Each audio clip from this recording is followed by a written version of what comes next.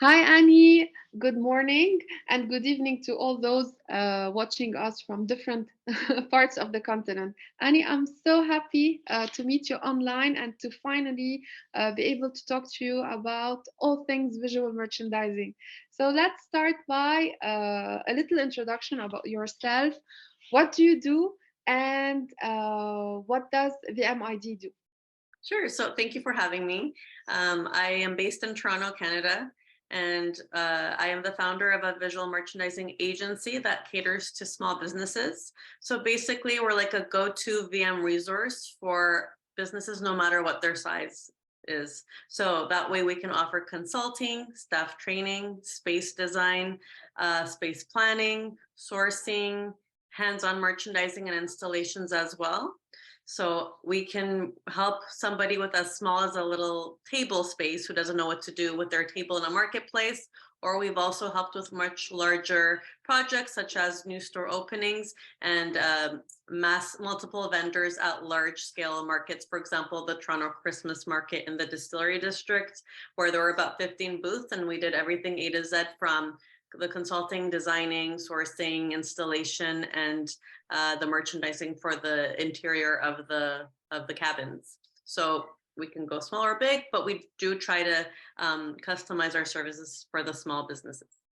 So exactly, that's it. I mean, you touch every aspect to the extent to which anyone could come and ask you to do either a very small task or a very large and extended task.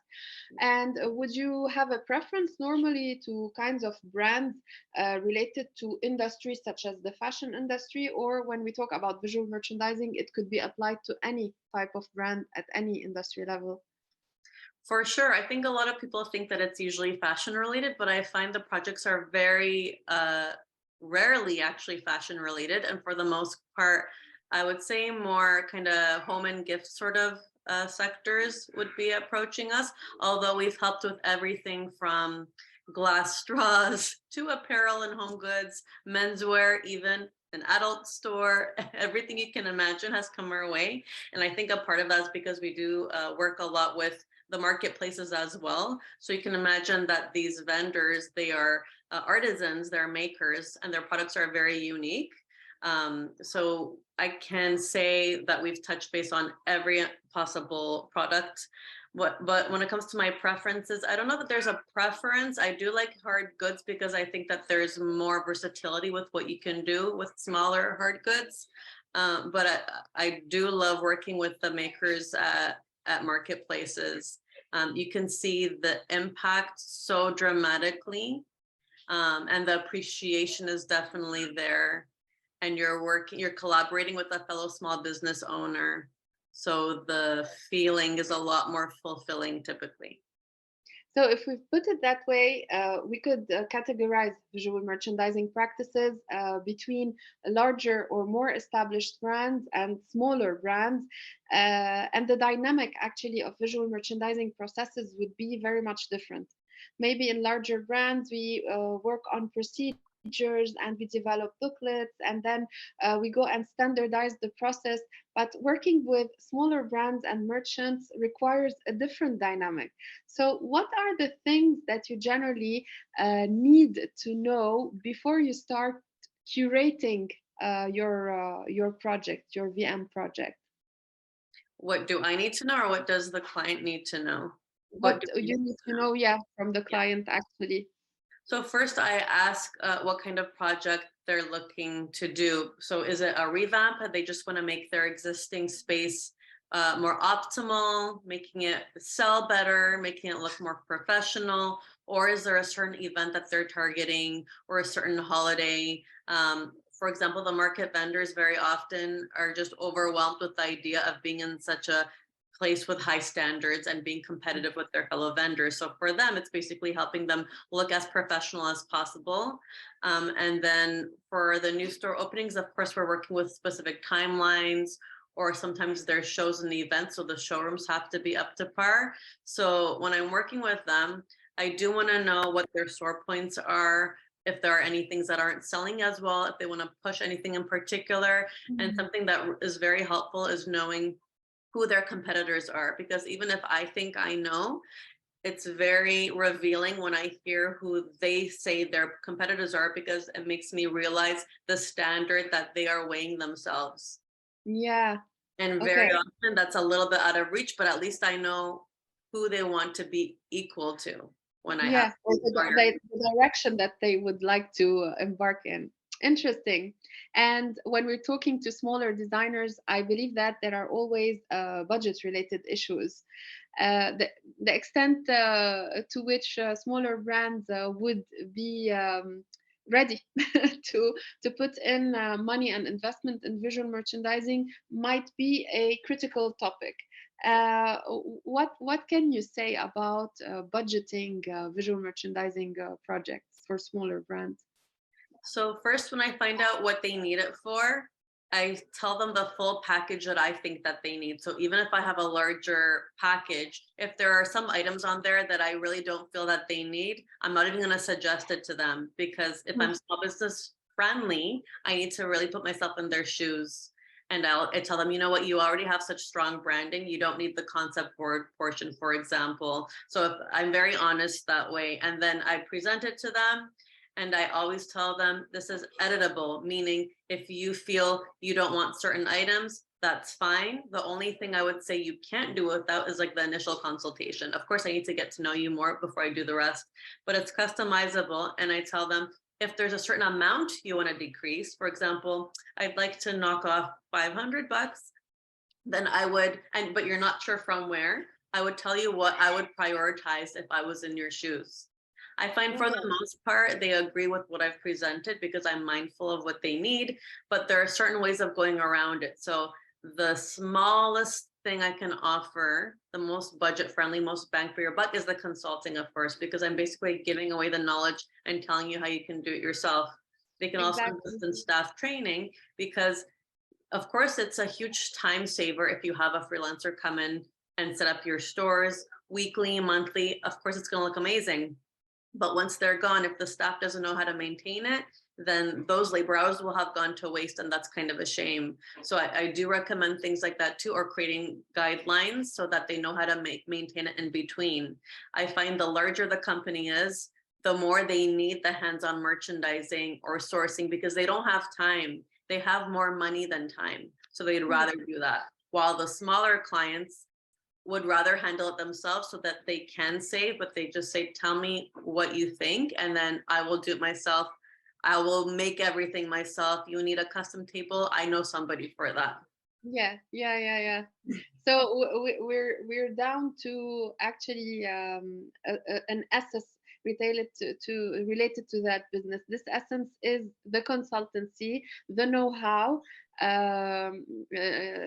even the savoir-faire. Like not only knowing how to do it, but truthfully knowing how to do it. And I am going to give you like the winning formula. And there is this trust issue from what I hear from you. I mean, coming from that point of view and giving them the whole picture with a lot of clarity, and then telling them there are these possibilities, it creates that personal trust between you and the retailer.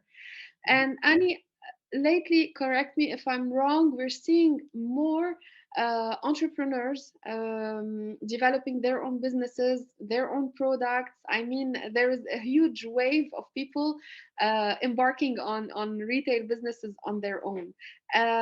How are these businesses educated in retail?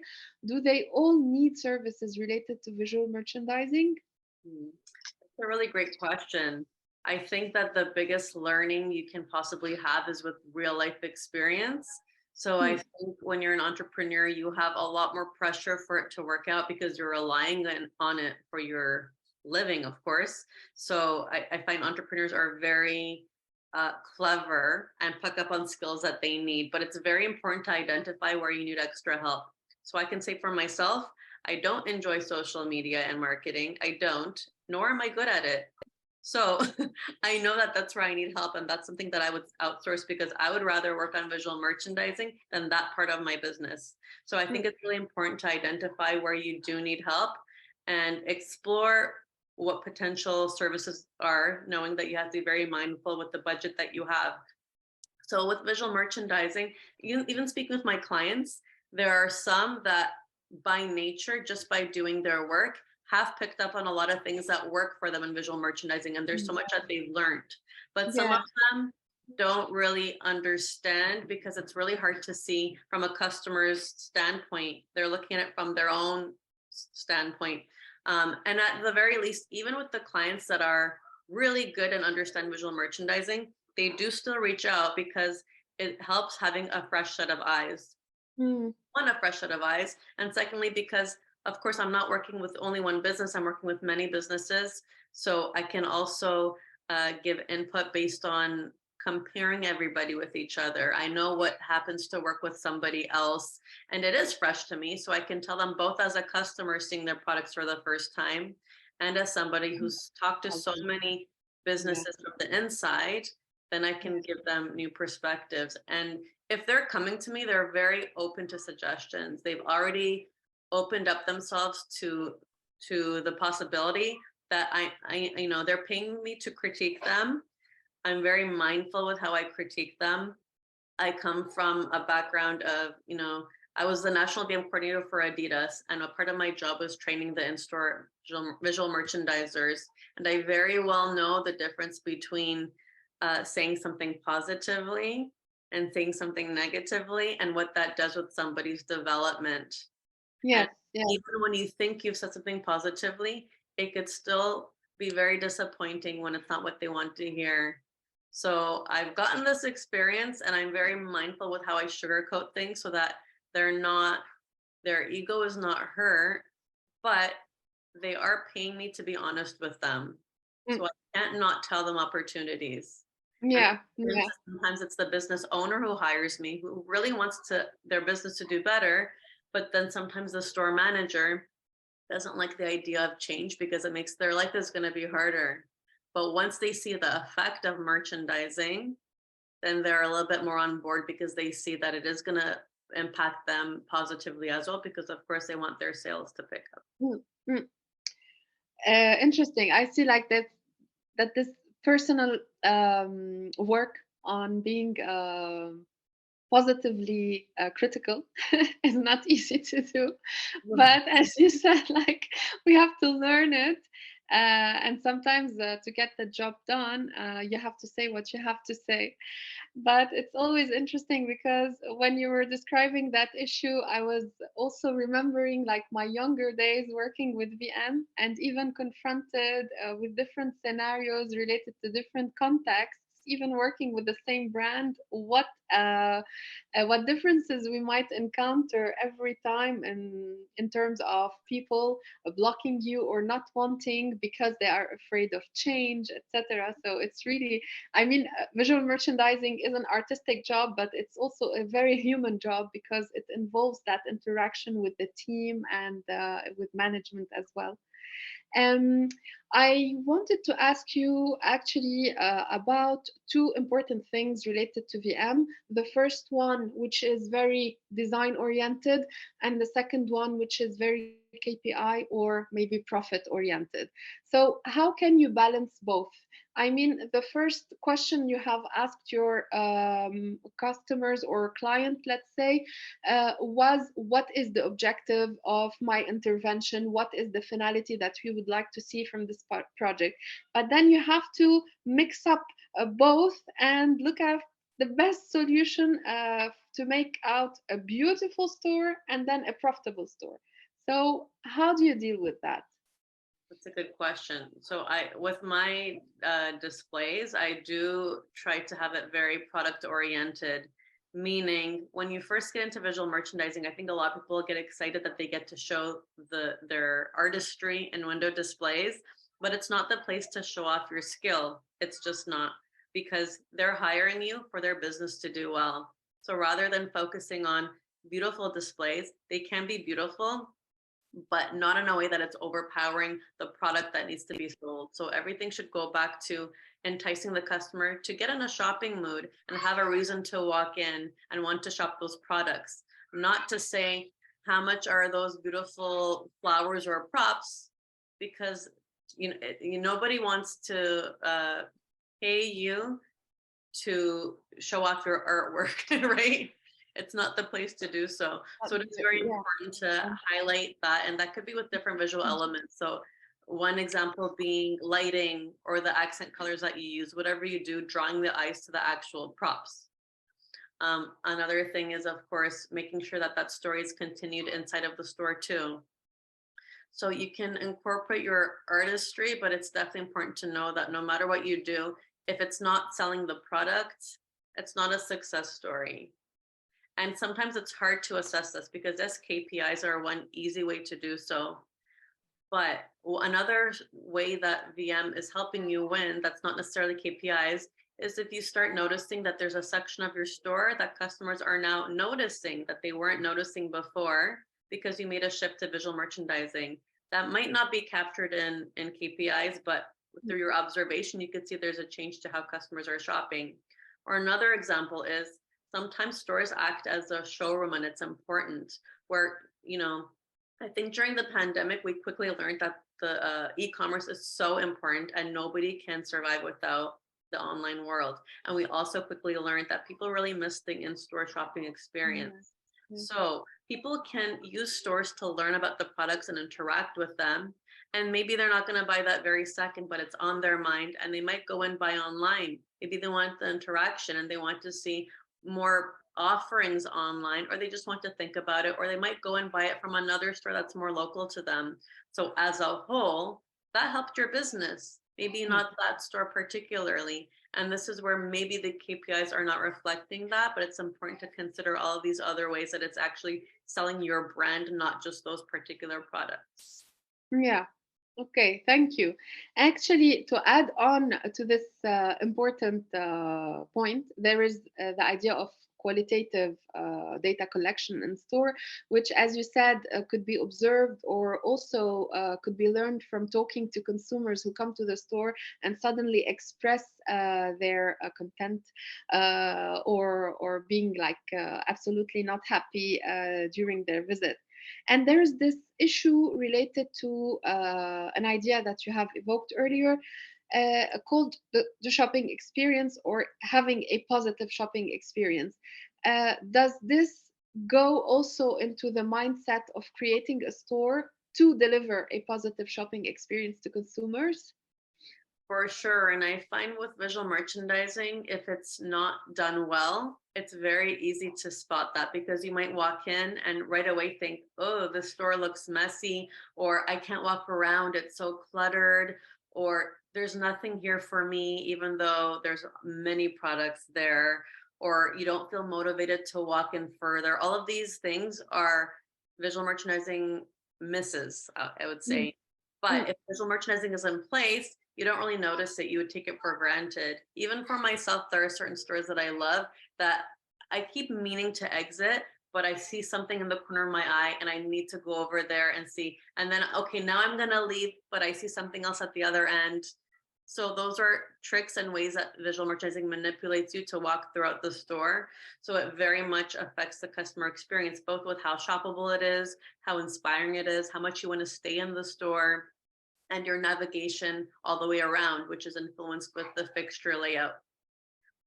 and part of our science or the homework that we have done to understand the brand and even the space in which the brand wants to operate.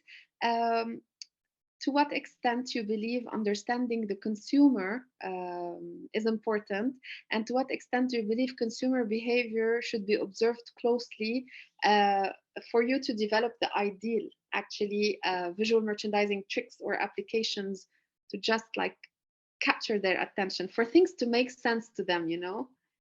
For sure. So I think really at the end, the customer is right, meaning if they're not shopping well the way that you want, even if you think those standards are in place, the visual merchandising is not working for you.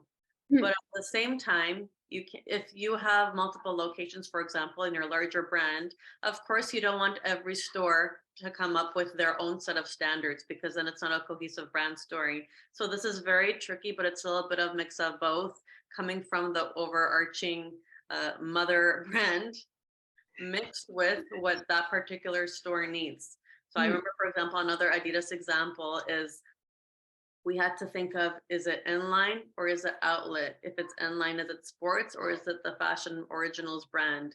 If it's an outlet, are they the premium outlets or the mid-range or the ones that are pretty much all about price point?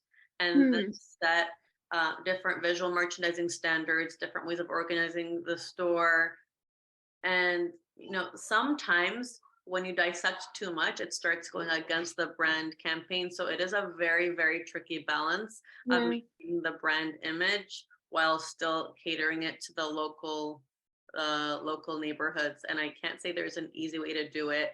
For sure, Yeah. there's gonna be a lot of clashing opinions.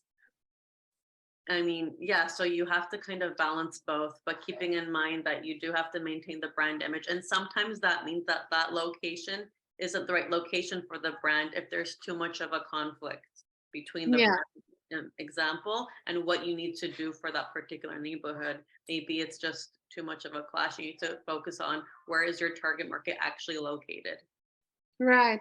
And actually, it's really interesting when we put it that way because it's true, like opening several locations for the brand, and especially when it comes to several lines that the brand might own, should be always directed under one line, one identity for customers to always know that they are under that hub. However, today more and more brands think that we have to operate more locally. I mean, when we go and operate in a certain neighborhood, country, or I don't know, going east to west or north and south, we have to put together an effort to highlight local specifics. I mean, would it be a difficult job for you to take one brand from one location to the other and then try to translate it under that location's feel or mood in general? It's definitely tricky, and I think the first thing would aim to definitely maintain all of the standards from the overarching brand, absolutely. And I think one way of kind of catering it to the local neighborhood is the assortment and just understanding what that Mm, particular neighborhood would want to see. The buy mm, plan can very much be different from location to location, but the retail design, for example, can be, if not very similar, then the same. Certain brand trademarks, like of course the logos and the colors involved, these sorts of things can still make you feel like I know what store I'm in because it reminds me of the other one. But I think the assortment being slightly different is um, very easy for me to say this, but at a glance, the easiest way to maintain the brand standards but still cater to the neighborhood before you start uh, changing too much in the visual merchandising. okay. Um, the question is also, when the brand has many outlets, like many physical outlets, it might have the tendency to decide on keeping some purely related to transactional purposes, like product orientation, 100% stock, etc., and move on to another extreme, which might be developing concepts that are more experiential, immersive, and more relaxed on product. With the case of smaller brands today, are we acknowledging or are we seeing a trend or a tendency towards having different types of stores serving different purposes, like transactional and experiential, let's say?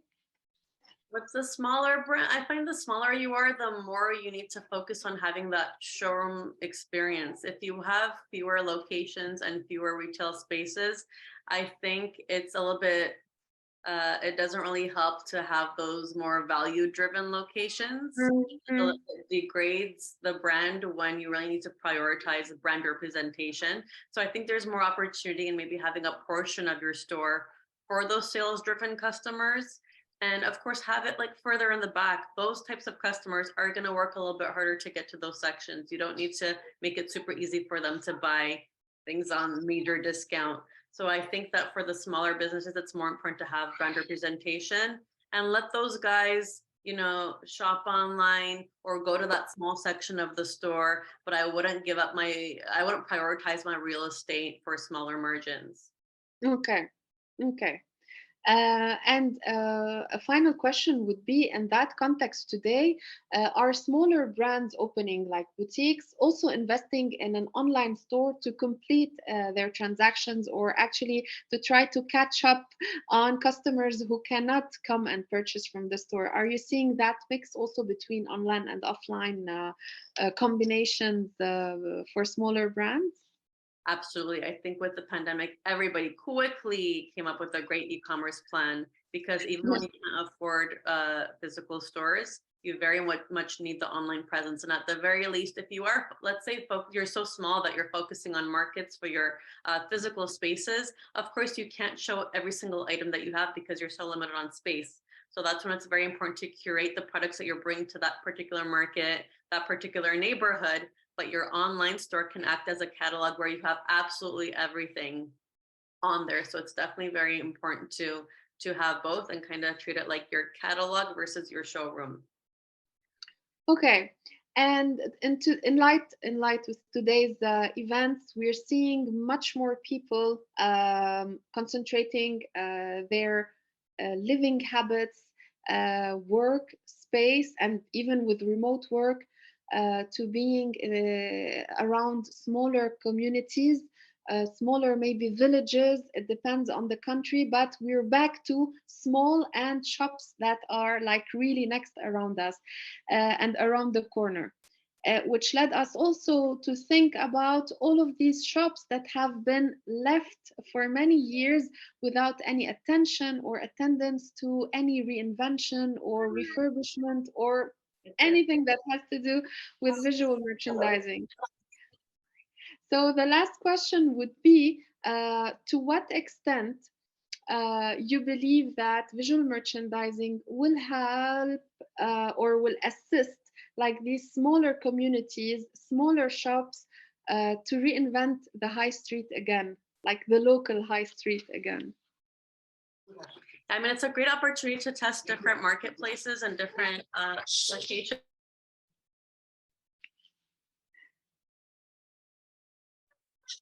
Sorry about that. I warned you, preschool. Homesick. So yeah, it's a very good opportunity before really deciding that the business is just not working anymore to give this opportunity a shot, and also test out the assortment. Like, is it a matter of just creating a different assortment? Is a different neighborhood that's going to work well? These huge businesses, sometimes it doesn't make sense to have a large real estate space in an urban neighborhood, for example. So you're having to prioritize a small real estate space. So you have more opportunities for more locations if you are going small. And then that's when, again, the buy plan is very important to cater to those. Right. Yeah, interesting. Thank you for that. Ani, I believe that we have like covered different areas related to your job and the importance of visual merchandising with smaller brands. Is there anything that I didn't cover and that you would like to add on to this conversation? That's a difficult one because I feel like I can talk about visual merchandising Forever. forever. Really. Yeah, I think just the main thing is to really treat any physical spaces you have as a showroom. So it's not thinking of it as, yes, I have this opportunity to showcase all my products. That's not going to do well for you. It's sort of like when you go to a buffet and you have too many different themes. That's not appetizing for the audience. Rather than if you really curate it and show all the items that belong together, that's a lot more appealing. So definitely prioritizing. Editing down and just looking at your space as a showroom rather than that catalog that can be the online experience. Right. Thank you for that. I hope that you enjoyed this talk as much as I did. I And I hope next time, maybe when we have the opportunity to talk about like specific cases that you might have worked on and that have been particularly challenging or very interesting to talk about, it would be also an opportunity like to compare different cases or case studies of VM operations done on smaller brands. As yes, this would be like absolutely. an interesting topic, and let's do that. Let's plan that soon. Thank you, Annie, for your time. And for all those watching this episode, we're working on different types of retail discussions, VM branding, and retail formats in the next or upcoming episodes with Live with Radio. Thank Thank you you. so much for inviting me. This was a pleasure. Thank you so much, Annie.